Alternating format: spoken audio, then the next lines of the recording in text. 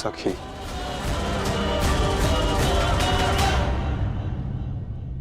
पासे फेंको।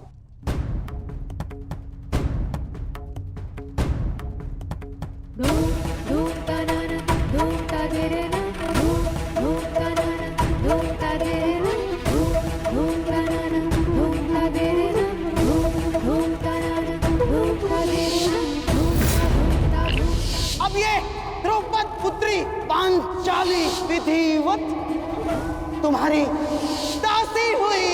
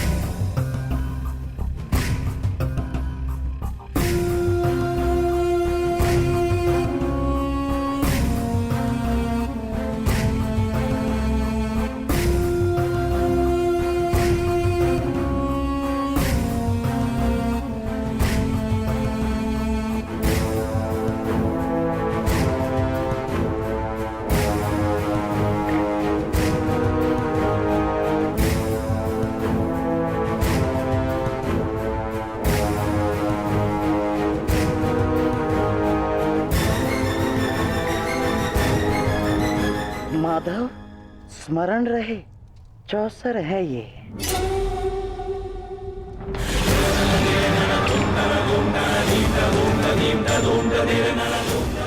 पौ 12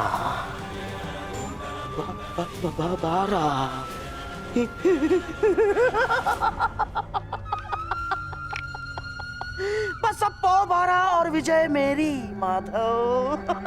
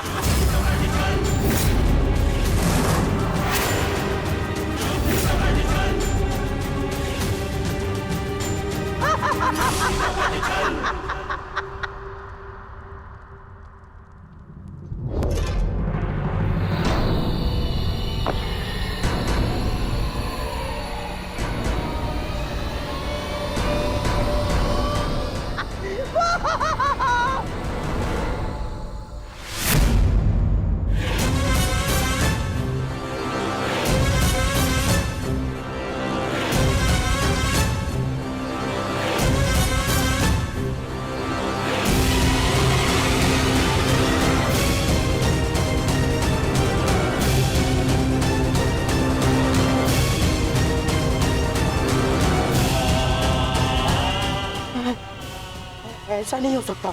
छल है ये माधव, छल है ये मायावी पासे है, छल है ये।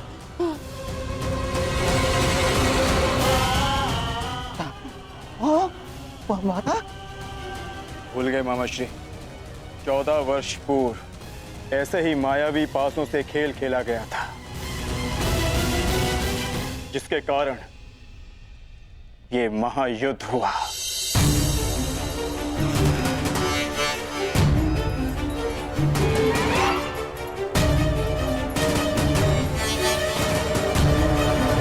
वस्त्रहरण करो इस मामा का।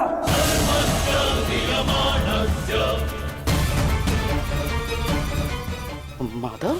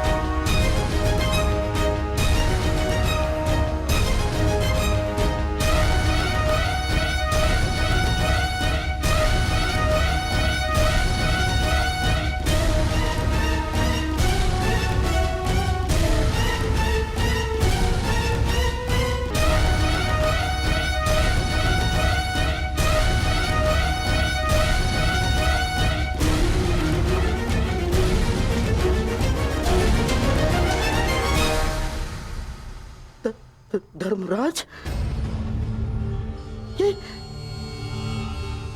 ये क्या है सब? मामा श्री, अगली चाल। अभी तो खेल प्रारंभ हुआ है गांधार राज। विराजिए।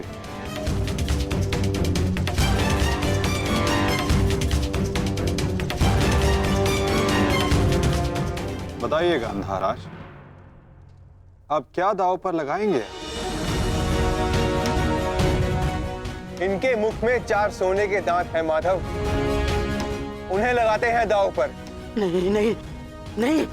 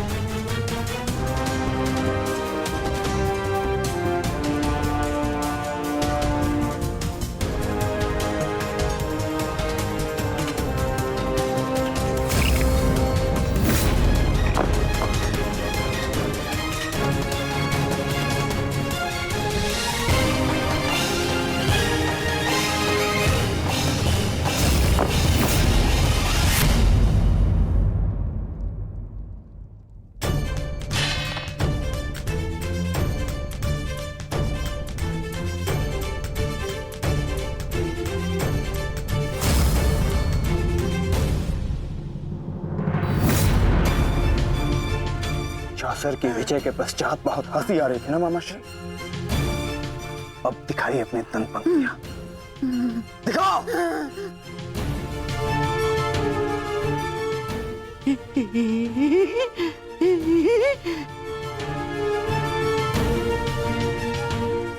और वो क्या था?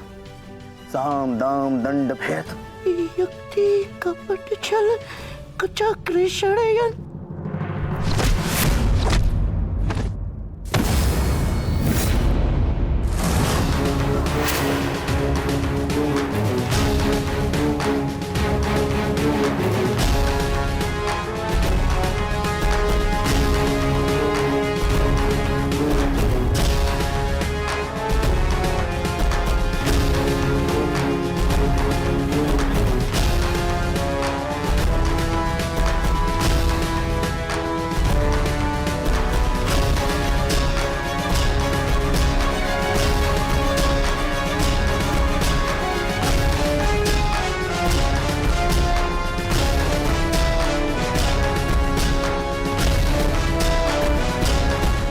आनंद नहीं आया मामा श्री। आपके कलुषित रक्त से सना स्वर्ण भी हमें नहीं चाहिए। कुछ और दाव पे लगाते हैं। आपका दाहिना हाथ कैसा रहेगा मामा श्री?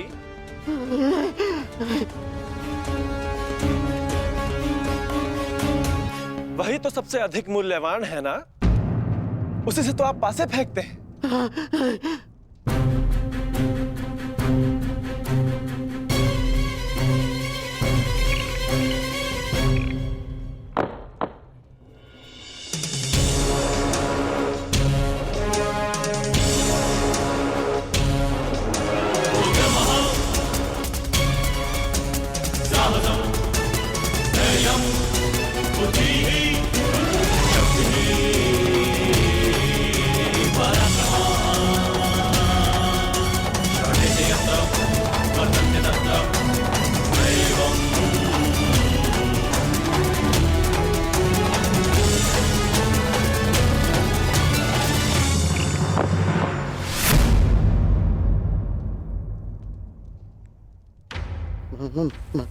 माधव, मुझसे मुझसे भूल हो गई।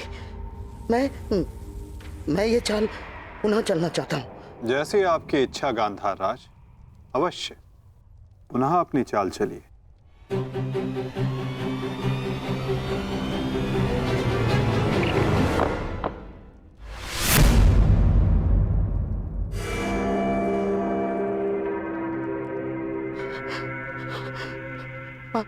पांचाली, मुझसे भूल हो गई।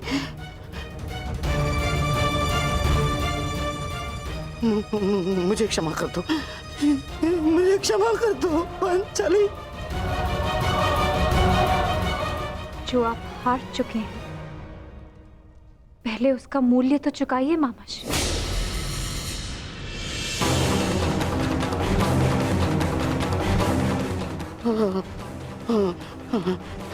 नहीं,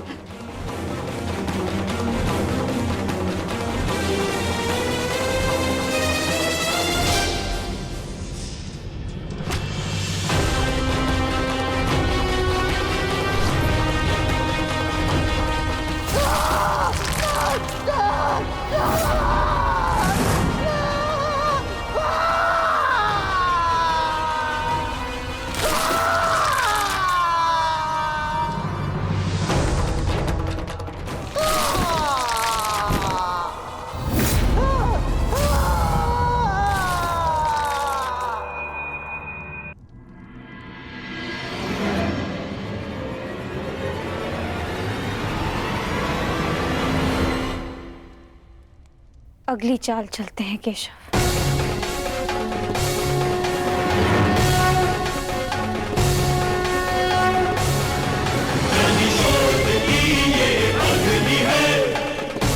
किंतु इस बार गांधार राज के पास कुछ लगाने के लिए शेष नहीं है सखी। उनका बायां हाथ माधव, वही हाथ जिससे उन्होंने अभिमन्यु की पीठ पर तलवार भोंकी थी।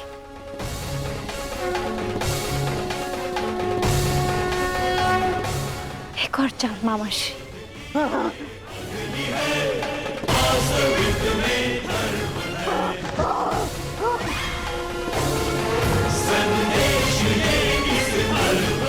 पासे फेंको पांचाली।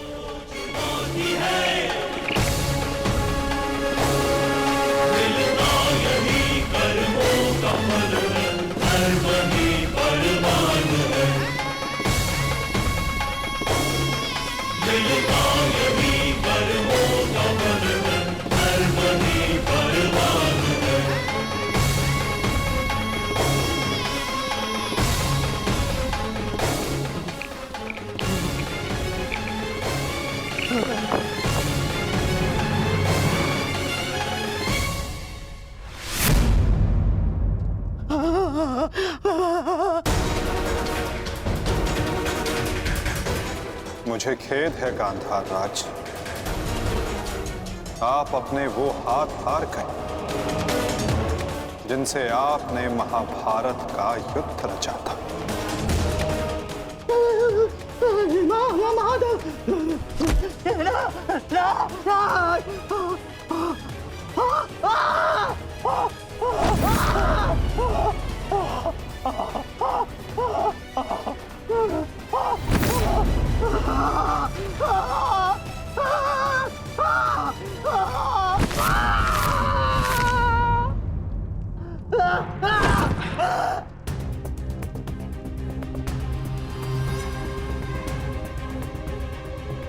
इनके हाथों का दोष कम,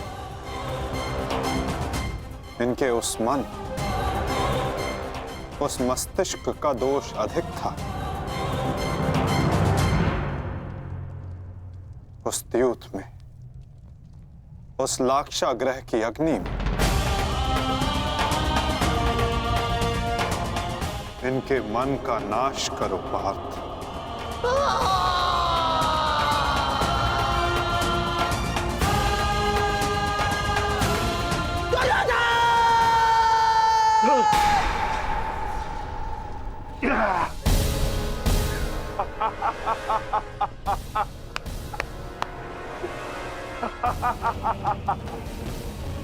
जाओ दुर्योधन, जाओ जाओ, तुम्हें जाने की अनुमति है।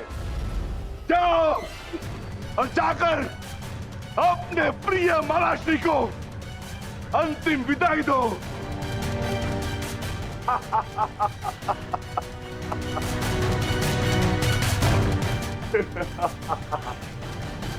नहीं, नहीं, नहीं।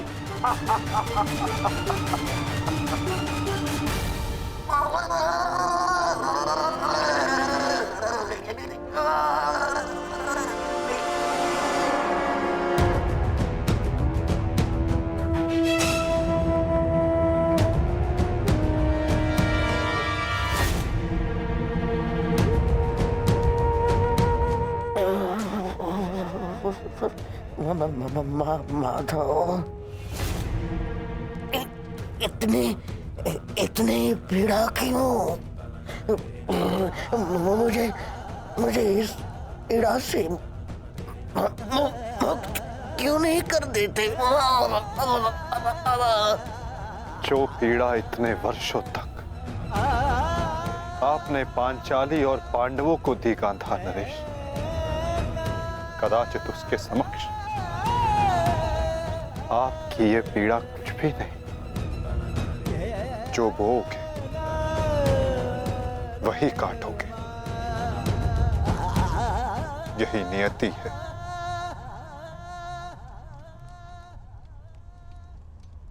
आज आपसे तनिक पीड़ा सहन नहीं हो रही गांधार राज,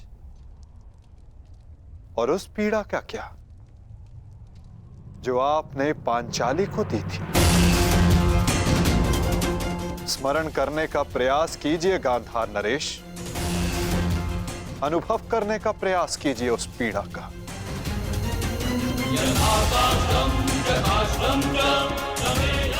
उस भरी सभा में पांचाली के वस्त्रहीन शरीर पर पुरुषों की दृष्टि कांटे बनकर चुभ रही थी।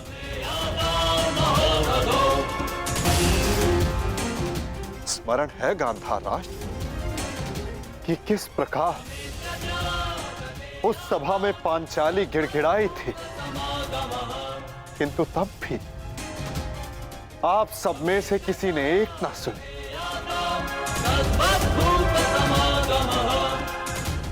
और अब आप चाहते हैं कि हम आपका निवेदन स्वीकार करें गांधार राज। आप वो अधिकार खो चुके हैं।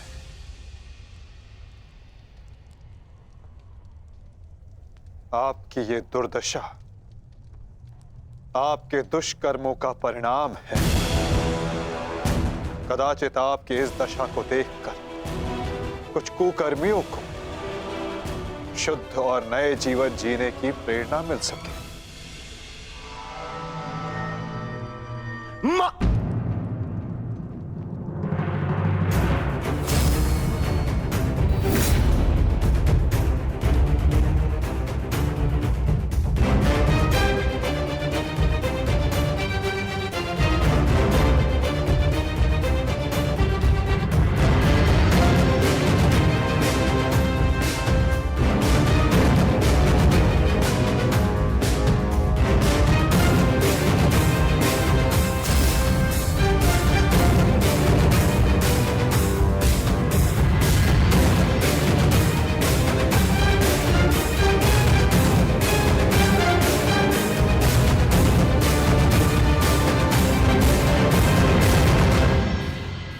तुम्हारी प्रतीक्षा करेंगे अनुज। जाओ, जाकर मामा श्री को अंतिम विदा दे दो।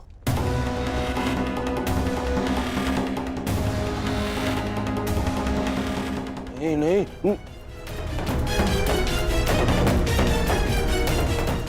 नहीं मामा, नहीं।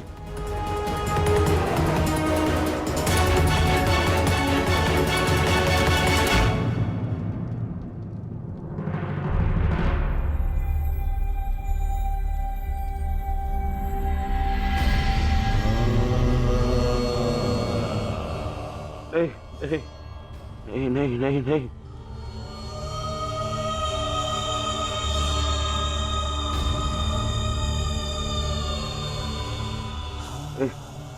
नहीं नहीं नहीं नहीं नहीं नहीं मामा, नहीं नहीं नहीं नहीं नहीं नहीं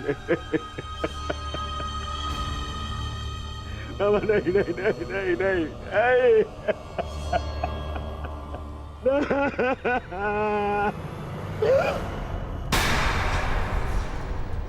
मामा मामा मामा मामा, ये क्या हो गया? मैंने अपने प्राण नहीं त्यागे हैं अभी तक। कहाँ थे तुम? मैं यही था मामा, मैं यही था। ये क्या दुर्दशा कर दिया पांडवों ने। मुझे क्षमा कर दो दुर्योधन। मेरा साथ केवल यही तक का था,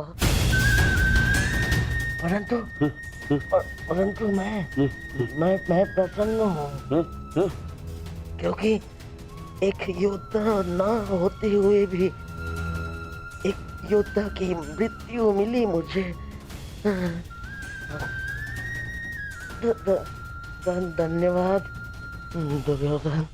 कहीं नहीं जा रहे हैं आप। मैं आपको लेके चलूंगा, कुछ नहीं होगा आपको। आप कहीं नहीं जा रहे। उठिए उठिए उठिए मामा, उठिए उठिए, जाने दो आपको। नहीं नहीं नहीं, अरे मामा मामा, आप ठीक तो है? क्या हो गया मामा? मामा मैं आपकी चिकित्सा कराऊंगा मामा। इसको निकालो, इसको। नहीं नहीं नहीं नहीं नहीं नहीं नहीं, मामा मामा मामा मामा, नहीं मामा, नहीं नहीं नहीं नहीं मामा। अब कोई लाभ नहीं। नहीं नहीं नहीं। हर मनुष्य का अपना एक विशेष बल होता है। यदि उस बल ने उसका साथ छोड़ दिया तो समझो उसका अंत निश्चित। नहीं मामा, मामा नहीं मामा। जैसे अंगराज का बल तो उसका कवच और कुंडल, जैसे मेरा बल था मेरे पास से। अब यदि अंतिम समय में मेरे पासों ने मेरा साथ छोड़ दिया तो अब कोई कुछ नहीं कर सकता दुर्योधन। नहीं नहीं नहीं मामा। अरे ये जिस गांधार नरेश की नीति से सारा भारतवर्ष कांपता है, इतनी निर्दयता से उसको मारा इन पांडवों ने। हाँ क्या हाल कर दिया है तुम्हारे और बाकी सबके ऊपर। अत्याचार इन पांडवों ने किया है, उसका प्रतिकार आपका भांजा लेगा मामा। मैं छोड़ दूंगा मामा। नहीं दुर्योधन, वास्तविकता तो ये है कि मेरी ये दशा मेरे ही निर्दयी कर्मों का फल है। इस आशा का कारण केवल और केवल मैं स्वयं हूँ। और फिर भी मैं तुम्हें विजयी देखना चाहता हूँ दुर्योधन। तुमने बचपन से मेरी हर बात सुनी और मानी भी, और आज भी तुम्हारे हित के लिए एक बात करना चाहता हूँ तुमसे। बोलो बाबा। दुर्योधन चले जाओ। आपको छोड़ के कहाँ? नहीं कहीं नहीं जा रहा।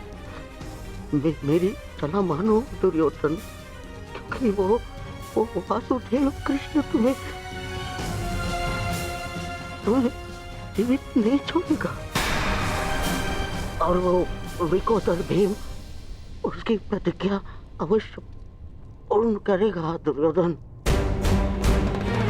मैं नहीं चाहता कि मेरी बहन और जीजाश्री के अंतिम संस्कार के लिए कोई शेष न बचे।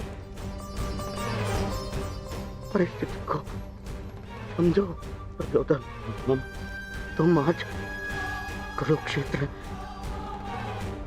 नहीं जाना। आप मुझे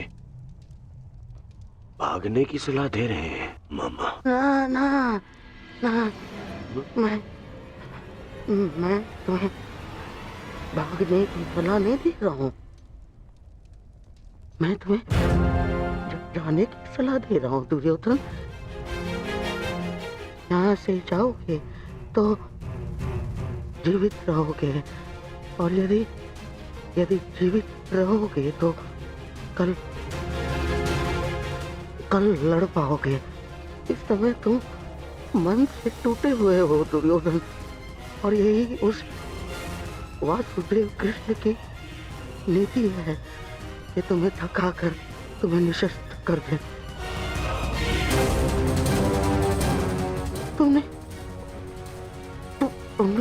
तुमने सोचा नहीं कि कैसे पांडव एक एक करके अलग तुमसे युद्ध कर रहे थे ताकि तुम थक जाओ। ये उस वासुदेव कृष्ण की नीति है तुम्हें परास्त करने की। वो अवश्य कोई चाल चल रहा होगा। यहाँ पास में एक सरोवर है दुर्योधन, उसके तल में एक कुआं है जहाँ सरलता से छिपा जा सकता है। वहां जाओ, विश्राम करो और अपनी शक्ति पुनः अर्जित करो। मेरी बात मानो। तुम्हें मेरी सौगंध। सरोवर में जाओ,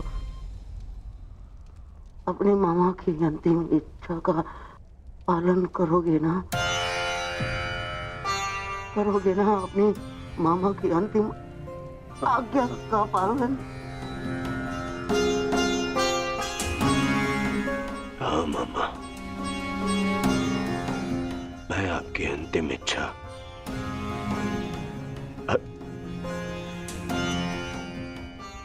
अवश्य पूर्ण करूंगा। मैं सरोवर जाऊंगा, परंतु छिपने नहीं मामा, जल साधना के लिए, ताकि उन पांडवों से मैं आप पर और बाकी सब पर किए अत्याचार का प्रतिकार ले सकूं। मामा, मैं इस युद्ध को समाप्त अवश्य करूंगा। आपका ये भांजा इस युद्ध को समाप्त करेगा। प्रसन्न रहो।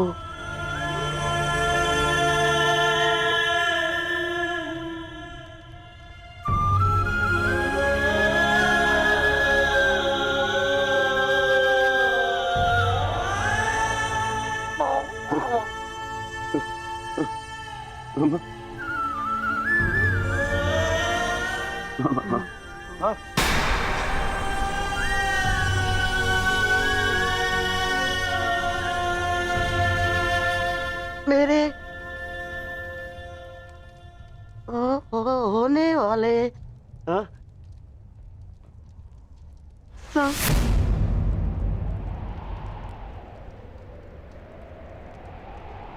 सम्राट, मामा, मेरे होने वाले सम्राट, पूरा तो बोलो। मामा,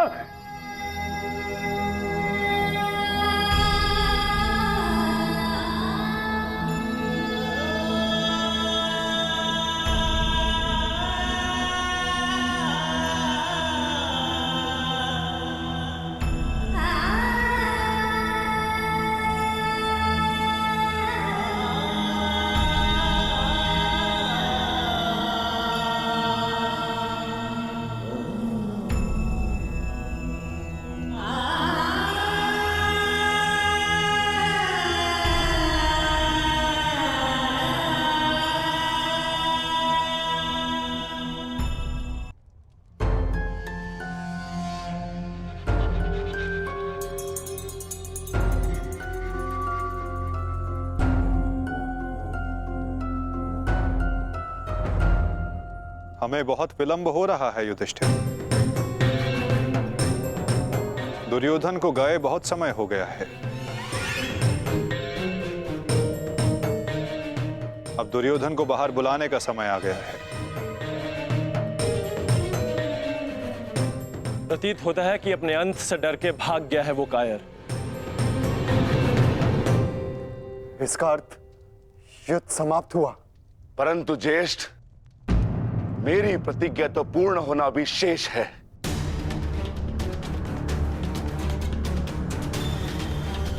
यदि दुर्योधन युद्ध नहीं चाहता तो फिर क्यों युद्ध किया जाए? माता गांधारी का एक पुत्र जीवित रहा तो इसमें समस्या कैसी? समस्या है ज्येष्ठ। माधव ने भी कहा ना कि कांटों के वृक्ष का यदि संपूर्ण नाश ना किया जाए तो फिर से पनप जाता है। उसी भांति यदि अधर्म का संपूर्ण नाश ना किया जाए तो धर्म स्थापना पर संकट होगा।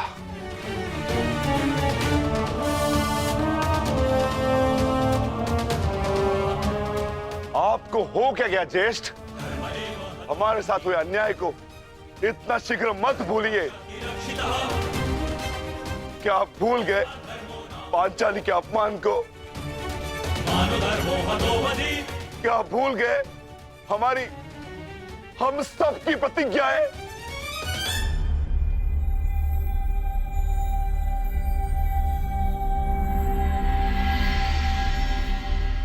सब स्मरण है मुझे अनुज, सब स्मरण है।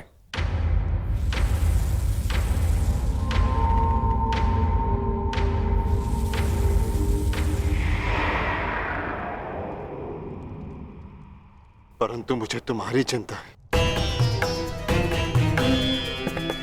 तुम जानते हो दुर्योधन के वश शरीर का कोई तोड़ नहीं, जानते हो ना? इसीलिए उससे द्वंद्व करना व्यर्थ है। माता गांधारी के वरदान ने उसे अजय बना दिया है।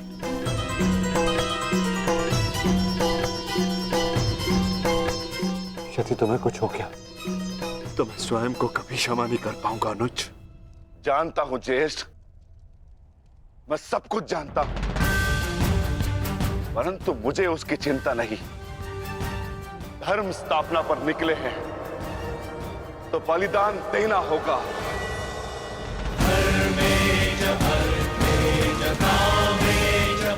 यदि उसके लिए मेरे प्राण क्यों न चले जाए, परंतु मैं प्रयास करना नहीं छोड़ सकता। परंतु दुर्योधन का वध करोगे कैसे? शेषगढ़ ने माता कुंती को वचन दिया था कि उनके 5 पुत्र जीवित रहेंगे। क्या तुम उनके वचन को झूठा हो जाने दोगे? हाँ?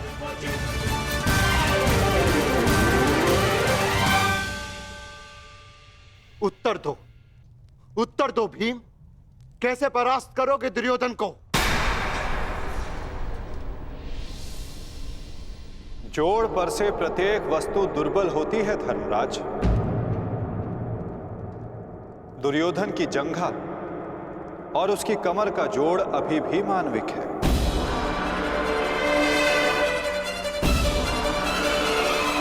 दुर्योधन को वहां से तोड़ा जा सकता है।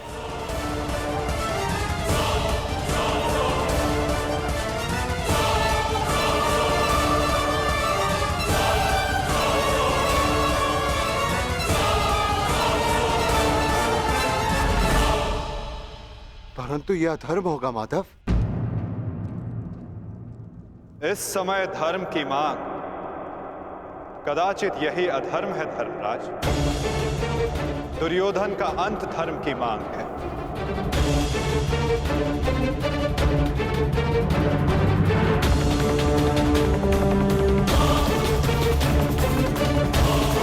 वचन दिया था कि उनके 5 पुत्र जीवित रहेंगे। क्या तुम उनके वचन को झूठा हो जाने दोगे? हाँ? उत्तर दो भीम, कैसे परास्त करोगे दुर्योधन को? जोड़ पर से प्रत्येक वस्तु दुर्बल होती है धर्मराज।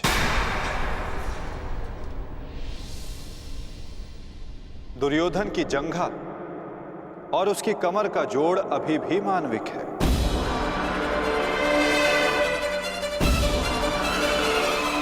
दुर्योधन को वहां से तोड़ा जा सकता है।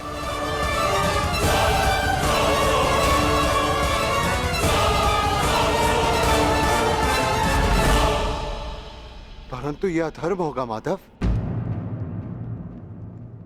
इस समय धर्म की मांग, कदाचित यही अधर्म है धर्मराज। दुर्योधन का अंत धर्म की मांग है।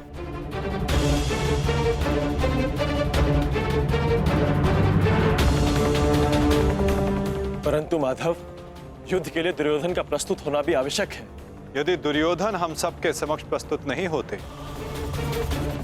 तो हमें दुर्योधन के समक्ष प्रस्तुत हो जाना चाहिए।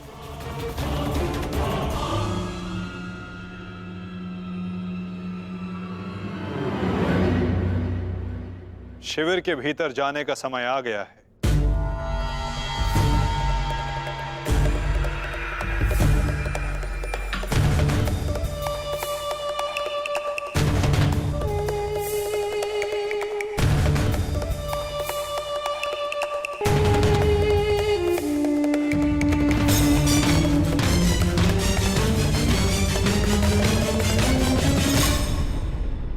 याद तो कोई भी नहीं है।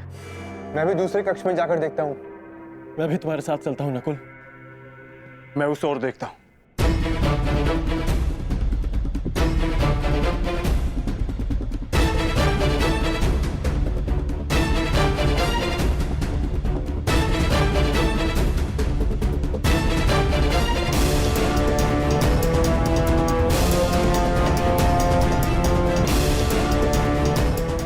माधव, दुर्योधन कहीं नहीं मिला। अब हम क्या करें? रक्त और पाप अपने चिन्ह छोड़ ही जाते हैं पार्थ। और यदि रक्त एक पापी का हो तो वो कभी नहीं छिपते।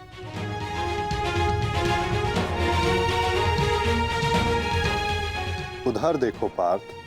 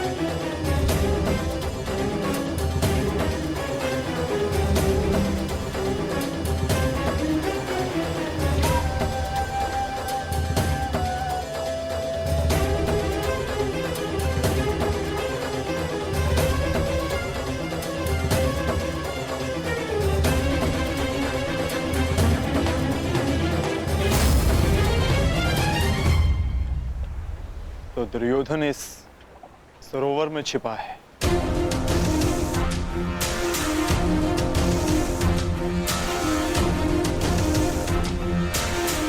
आवाहन दो विकोदर।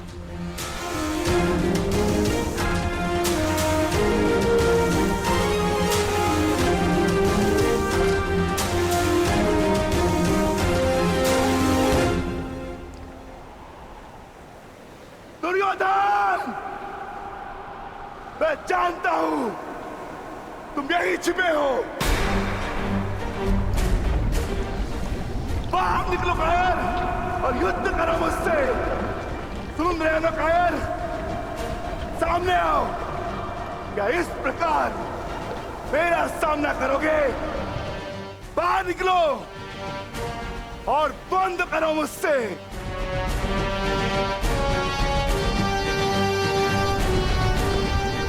आज तुम्हारे मामा श्री तुम्हारा साथ छोड़कर चले गए और शीघ्र ही मैं तुम्हें उनके पास भेज दूंगा।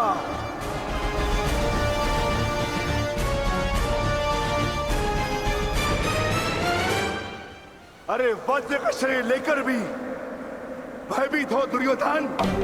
महारथी कर्ण को अपना मित्र कहते हैं ना, किंतु आज यदि कर्ण तुम्हें इस दशा में देख लेते तो उन्हें भान हो जाता कि उनका मित्र एक शूरवीर योद्धा नहीं, बस एक कायर है। और उन्हें लज्जा आएगी उस क्षण पर जिस क्षण उन्होंने तुम्हारा साथ देने का निर्णय किया।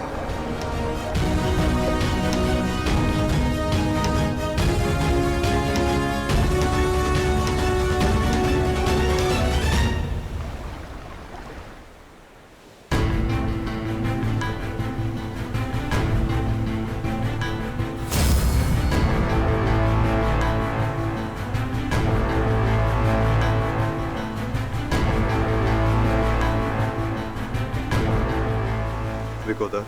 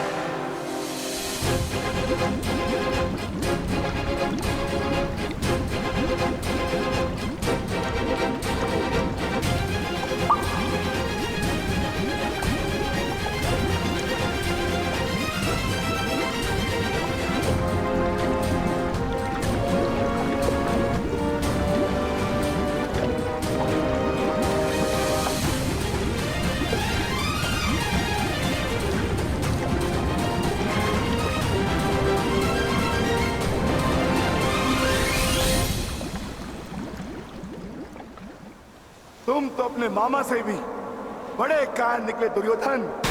विश्वास नहीं होता कि तुम वही दुर्योधन हो जिसे ज्येष्ठ कर्ण हस्तिनापुर का महाराज बनाना चाहते थे। मेरा चयन बिल्कुल ठीक था। दुर्योधन तुमसे बेहतर राजा होगा।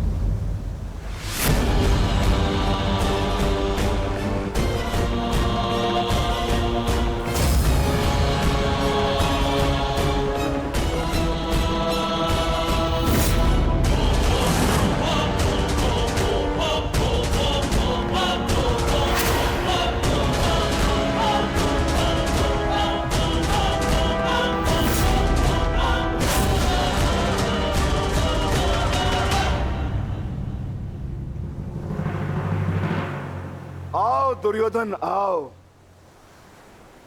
स्वागत है तुम्हारा। एक क्षण के लिए ऐसा लगा कि तुम इसी भांति सदैव छिपे रहोगे।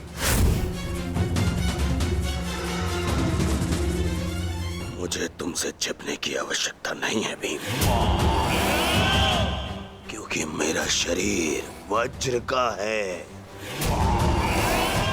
स्मरण है ना, कुछ समय पूर्व क्या दुर्दशा की थी मैंने तुम्हारी? स्मरण है?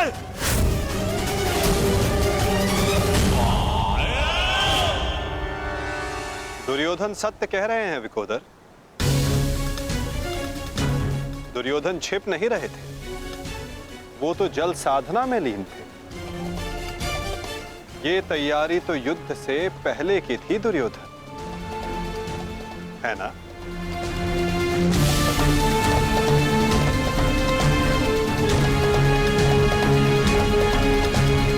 अद्भुत। एक बार फिर तुमने मुझे चौंका दिया। हाँ, मैं जल साधना कर रहा था जो मेरे गुरु बलराम ने मुझे सिखाया है।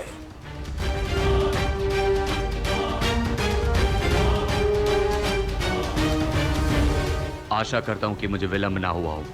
जो चाहे साधना कर लो दुर्योधन, परंतु आज तुम्हें मुझसे कोई नहीं बचा सकता।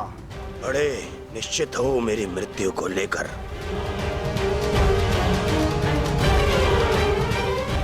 आज क्या कोई नया छल लाए हो मेरे लिए? हाँ? कोई छल नहीं होगा, युद्ध करो। उन्हें सोचा नहीं कि कैसे पांडव एक एक करके तुमसे युद्ध कर रहे थे। यही उस वासुदेव कृष्ण की नीति है कि तुम्हें थकाकर तुम्हें निशस्त्र कर दे। ठीक है, युद्ध होगा, परंतु एक बार में एक ही से होगा, और उससे होगा जिससे मैं चाहूंगा।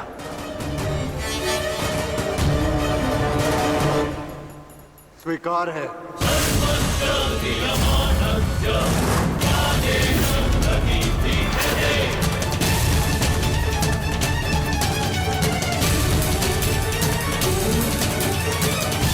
किंतु दुर्योधन, प्रश्न ये उठता है कि तुम युद्ध किससे करोगे? नकुल सहदेव से?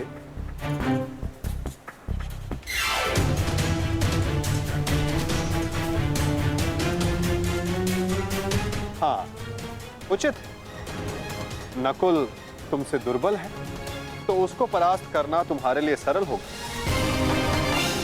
और सहदेव ने तो तुम्हारे मामा श्री का वध करके अपनी प्रतिज्ञा पूर्ण की है ना?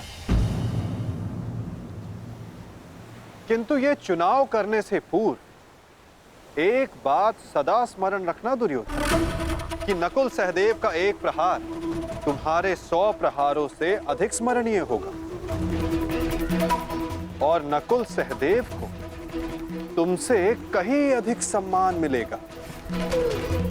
हाँ, कदाचित इस द्वंद्व में, इस महाभारत में तुम भले ही विजयी हो जाओ, किंतु सदा के लिए तुम अपना मान, सम्मान और यश खो बैठोगे दुर्योधन।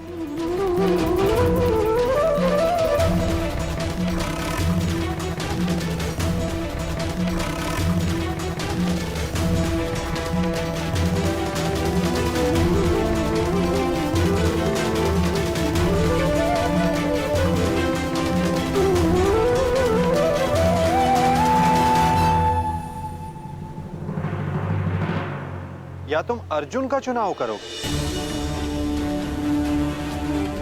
जिसने तुम्हारे मित्र का वध किया।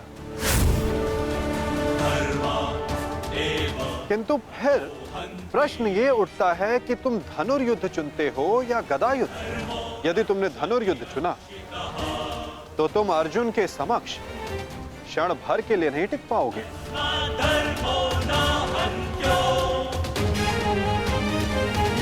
और यदि तुमने गदा युद्ध चुना तो समस्त संसार तुम्हें इस अन्यायपूर्ण चुनाव के लिए सदा धिक्कारता रहेगा।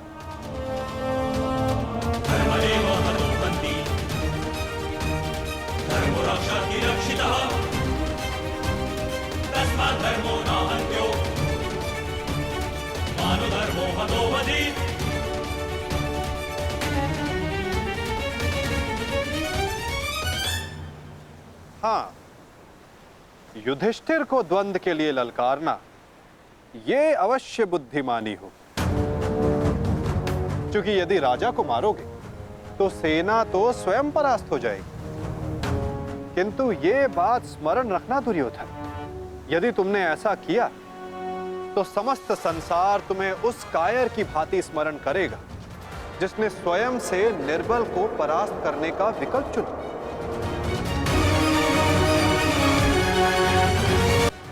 अब चुनाव तुम्हारा है दुर्योधन।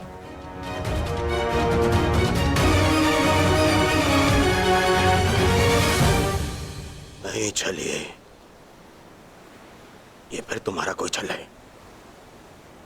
मेरा चुनाव केवल वो होगा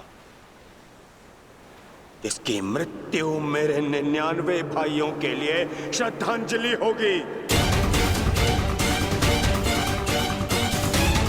परिणाम चाहे जो भी हो, दुर्योधन केवल एक महान योद्धा के रूप में जाना और पहचाना जाएगा।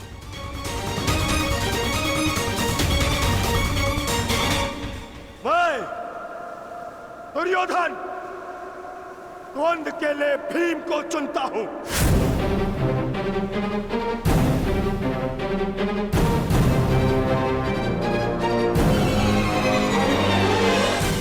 और इसे मारने के पश्चात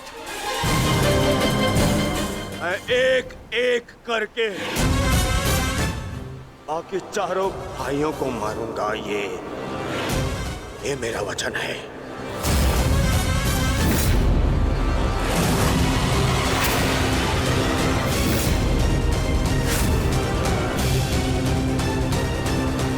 तो प्रतीक्षा किस बात की है दुर्योधन? अब समय ही बताएगा कि तुम मुझे मारकर अपने 99 भाइयों को श्रद्धांजलि दोगे या मैं तुम्हें उनके पास पहुंचा दूंगा।